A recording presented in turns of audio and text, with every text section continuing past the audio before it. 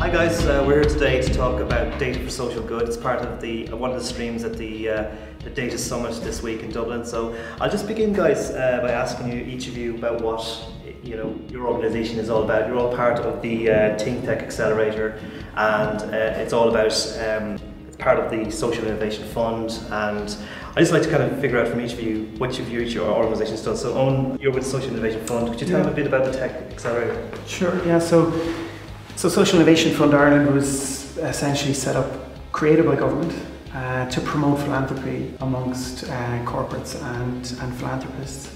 And one of the funds that we've set up is financed $500,000 by Google.org, which is matched by $500,000 from the Irish government, which allows us to create Ireland's first €1 million Tech for Good fund. And what we did was we went out and we looked for the best social innovations across Ireland. These are the 4 here that we have in front of us today, and a loan as well. And we provided a cash grant and non-financial supports, as well as participation in an accelerator program, which they have undertaken over the last 6 months, which culminated in our ThinkTech showcase last Thursday night at Dogpatch Labs. So we're still on a high from that, but it's been a fantastic program so far. Very good. And then Marion, I'll ask you about iScoil. What's that about? So on iScoil we provide access to education for young people who are out of school. So our students are between 13 and 16. They're young, they're out of school for a variety of reasons. So they might have a chaotic home life, or they might have other issues going on in their lives as well. So we use technology to be able to provide flexible, adaptable learning programs for them that can reach any need or circumstance. Good. Ethan, that's Space Engagers. Space Engaged, John, is a social enterprise that unlocks the potential of people and data to address local issues. So we recognise that to address, I suppose, social and environmental issues in Ireland and across the world, that we need to engage people, we need to gather data that's missing, and we need to use this data and this engagement to co-create innovative solutions to these problems. So what Space Engagers does, we develop technical and non-technical solutions that do exactly those 3 things. Very good. And Emma? So I'm from FoodCloud, and very simply FoodCloud connects businesses with surplus food that would otherwise go to waste to charities that can use the food, and we do this through a tech platform. Very good.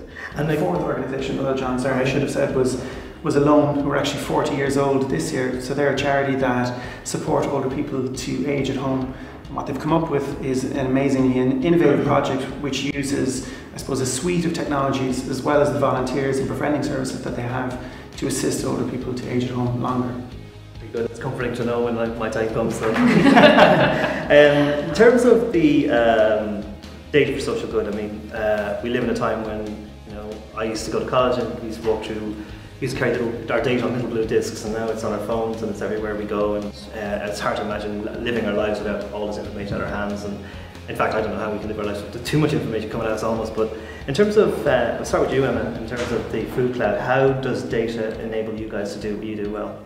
So I guess what data and technology has allowed FoodCloud to do is to actually take a solution that connects one supermarket with surplus food to a local charity, to bring that to now over 2,000 supermarkets across the UK and Ireland. So what we do is, where there's food available for donation on a given day, a supermarket will put details of that food into our app.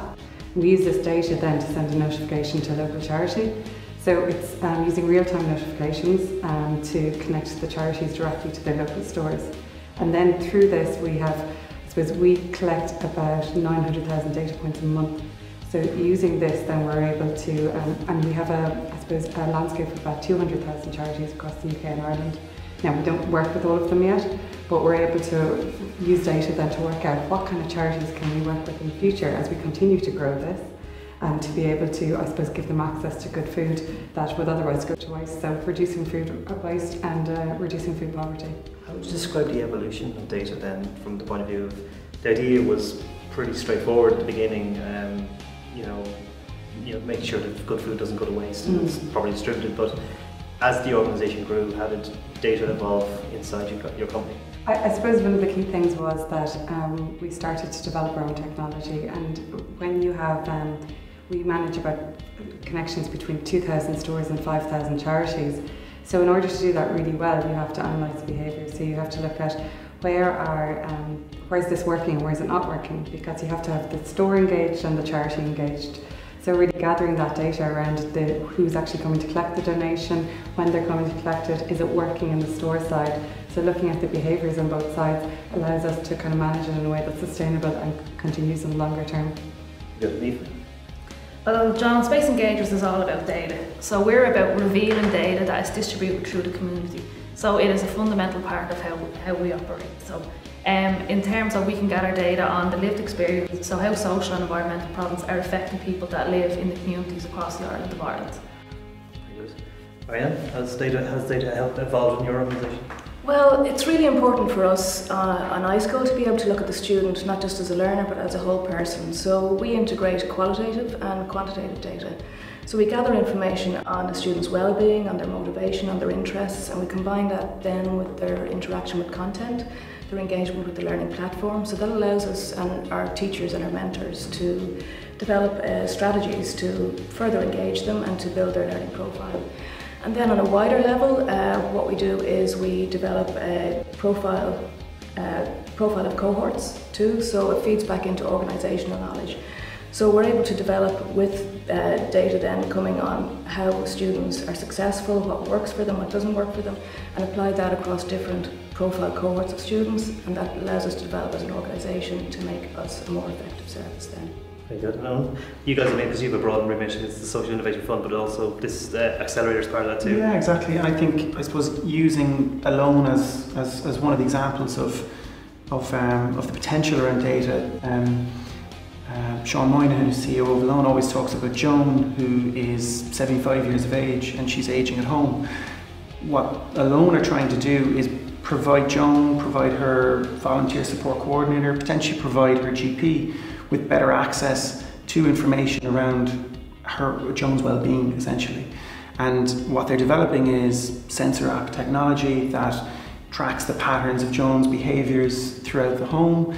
The volunteer that comes and visits Joan every week is able to take simple information but can be very powerful when put together across weeks and months in terms of patterns of Joan's well-being, that ultimately, if and when she has to go into hospital for whatever reason, there is that information that's ready for the person to help them in the best possible way, but ultimately to assist them so that they can ably live at home themselves. So we're really excited to have the four awardees, the four ThinkTech awardees that have just completed the accelerator, and to see how they're enhancing their technologies and how they're actually using and developing data so that it actually allows them to scale and grow to all parts of Ireland. Let's just stick with you for a minute on there. As I mentioned there, we went from a point in life where most data, as we knew it, was written down on paper, and we hear about things like open data and ways of gathering data. We hear about the health system, talking about unique health identifiers and creating a unique system.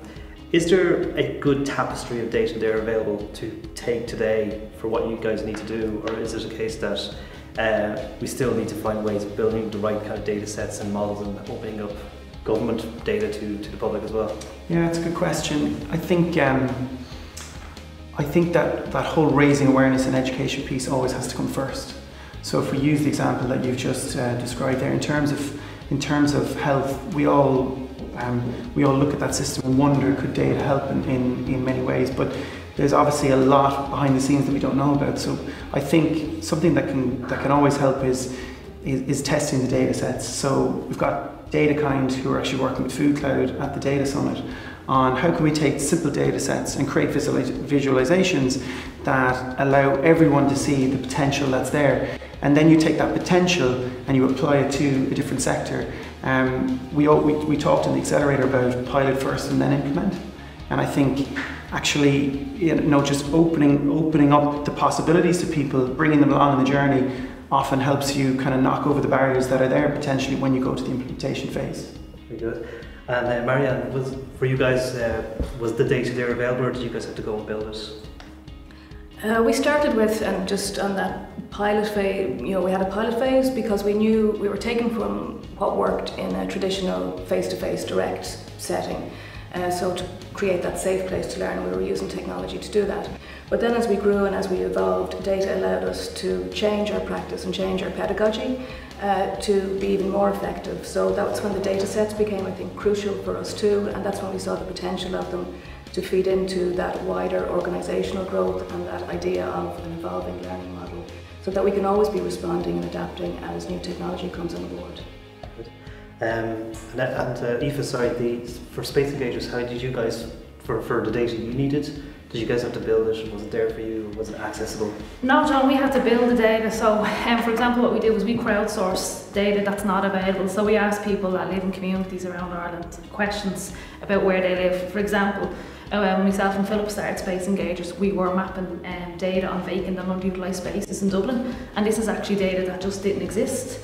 So quite successfully we were able to, over a 2-year period, map about 1,000 vacant spaces that were not mapped in Dublin at the time. So Space Engagers is all about gathering data that is not currently there or that's missing. So we're trying to reveal the lived experience of people across Ireland. So that's quite crucial.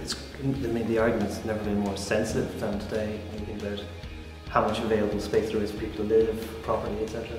Yeah, that's it. Like, so there's, on one hand you have people saying this city, there's no space in this city, and we know at Space Engagers that there's over 40,000 empty homes in Dublin. However, they're not mapped, and what Space Engagers is trying to do is use the power of technology to gather data on these 40,000 empty homes and make sure something actually happens. So we have an Ireland where people are not homeless and property is not vacant, and we actually connect those two problems and solve them.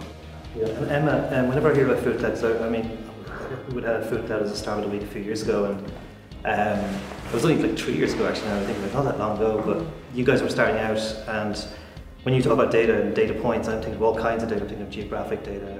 How do you guys find? Was the data area accessible? Again, did you have to kind of build it or kind of create the infrastructure around it? There's some publicly available data for what we do, but I guess what we've been working to do is to create, I suppose, a really comprehensive landscape of charities that use food in Ireland and the UK. So that's actually, the using food bit presents the real difficulty there, because sure, you can look at CHY numbers and there's lots of lists of charities, but actually in terms of charities that are really suited for our service, can really benefit from it. I think, you know, we obviously started creating the network of charities we work with, but as we've gathered, I suppose, more details and more information on I suppose how it's worked over the couple of years since we started, we're now using that to, I suppose, inform the decisions about the charities that we contact in the future. So it's been a lot of work for us to I suppose, create this, and I'd say we definitely have one of the most comprehensive landscapes of charities in the country now. So, but it's certainly a lot of work. There's a lot of, you know, the location is obviously really important because we're collecting. It's a local solution for connecting stores with local charities, and I guess there's also, you know, the pieces around that we don't have. There's lots of data points we don't have around, you know, say how many people are benefiting from the charities we work with, or how many people they're trying to feed, because then, or how many vegans they have, because then we can match them up for, you know, if tofu comes into one of our warehouses, we can say, hey, we know that this tofu can go to this charity and then it won't go to waste. So the more data we can collect, and the more, I suppose, the more we can understand our charities, the better we can serve their needs. In terms of what you're aware of in other countries, and you know you guys are now active in the UK, how mature do you think Ireland is as a data society? I guess, well, just looking from our own sector, I think certainly that we would have as good data as any other food banking organisation or food redistribution organisation I've seen. I think especially our data model for the UK with around the charities as well is probably as good as you know, our counterparts, or better really than their counterparts in the UK would be. So I think Ireland, there's huge potential in Ireland as kind of an incubator for things, because you can start something small and then you can take it to bigger markets. So that's kind of what we're seeing. Even our solutions starting out, you know, we started off with 12 Tesco stores in Dublin, and now we're in nearly 3,000 of them across the UK and Ireland, so, or we will be by the end of the year. So it's just huge potential to try something small and then scale it, and the same applies for the data, I think. And Aoife, for you guys, I mean, did you come across many barriers? I mean, do you think Ireland is open with its data, or do you think that it's a mature data society in terms of accessibility, or are you come across closed doors? I think it's more about data integration, to be honest with you, John. The data is out there, it's just finding the right people to talk to and about integrating that data. And if we were able, I suppose, to integrate more data sets, we'd have a better idea, I suppose, what was going on in the different communities across Ireland. But we are making progress with open data, data portals, different Different communities, different local authorities are starting to publish their data openly, which is really good. I think it's the way to go, and hopefully Ireland is going to become a leader in open data and open data sources. So when it comes to becoming a leader in open data sources, do you think from the school's perspective, because school really should be where data is born and people's appreciation and respect for it, do you think that's coming clear in the education system? Well, I think from our perspective in using data in education, whereabout systems change in education as well, and we're able to show that a different way of learning can work, and especially for a specific group of young people, and that can have learnings for the wider mainstream system. So we'd like to feed that back into systemic change for education too. Of course, there's a sensitivity for us because we're working with young people as well, and we need to be very aware of that, and we're very aware of the protection for the data. We also have a multidisciplinary approach, so we're sharing data maybe across data sets across different services, agencies. So I think there needs to be an awareness raising amongst the agencies, because we're moving towards a more integrated services model, I think, in general anyway. And I think there needs to be education there in terms of how to protect people's data, personal data, and especially because when we're starting off very young, that they're aware how that's going to be used and carried forward as well. Because educators are often typically, well, when it comes to computers in education in Ireland particularly, there's a tendency to portray teachers as laggards compared to the kids who are all smartphone toting, and the feeling is teachers are being the kids are running rings around the teachers, but I would say that's not really fair, because some teachers are, curious about technology, they often teach technology. How do you think it is when it comes to teachers? I mean, when it comes to respecting data and actually understanding it in our society and, in future work, are teachers equipped to teach about data and respecting privacy, for example, and those kind of issues, more ethical issues around data? I think there's certainly a gap, and there's a space there for professional development for teachers to in turn educate young people, because while there can be this misconception that because young people are always on Facebook or they're maybe playing games or whatever it is, that they're naturally with technology or they're savvy with it, they're not. And I think there's been plenty of studies now to show that Irish young people need to be more about being content creators rather than just consumers of content too.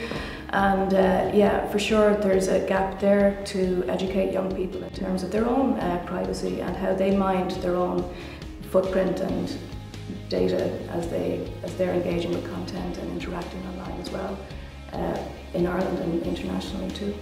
Your own Social Innovation Fund, I mean, you guys have obviously quite broad remit. Technology isn't the only part of it, but when it comes to, when I think of social innovation, I think of social mobility, and unlocking a lot of, I suppose, the frictions in society as well. Do you see data being, how do you see yourselves equipping yourself with data to do that? Ourselves, well, I suppose just back to your point about social innovations, it's very much any social issue.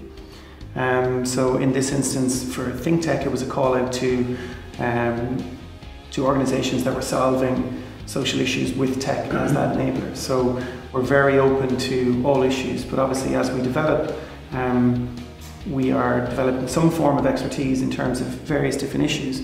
And one thing that we have, I suppose, recognised in terms of the actual potential for data, if we look across at a lot of what's happened in the last 5 years with vulnerable adults and children, there's been the whole move towards informed consent, and they've actually incorporated all of the stakeholders in the conversation. So something that we would be advocating would be, whichever sector it's in, make sure that all the stakeholders are at the table, because as you scale and grow ideas that are data driven, you have to, we believe, make sure that that word trust is front and center, so that you're bringing everyone along on the journey and ensuring that the data is being used for societal good, that everyone recognises that it's being used for societal good, and everyone recognises that all of the stakeholders are at the table, all of the agencies are at the table, everyone that should have a say has a say, so that informed consent is holistic and reflects all of society.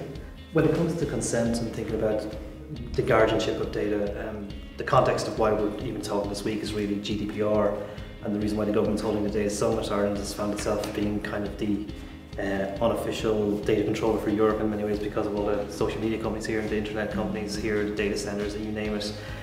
Final question I'd like to ask you all about is GDPR and how you guys think it would simplify a lot of tasks you guys have, or will it add to the, I suppose, complexity? Because not only will companies have more responsibilities with data, but also consumers, for example, will have more rights to take litigation if they don't feel their data is being managed. So how do you think GDPR will affect each of your respective organisations? Let's start with you, Emma.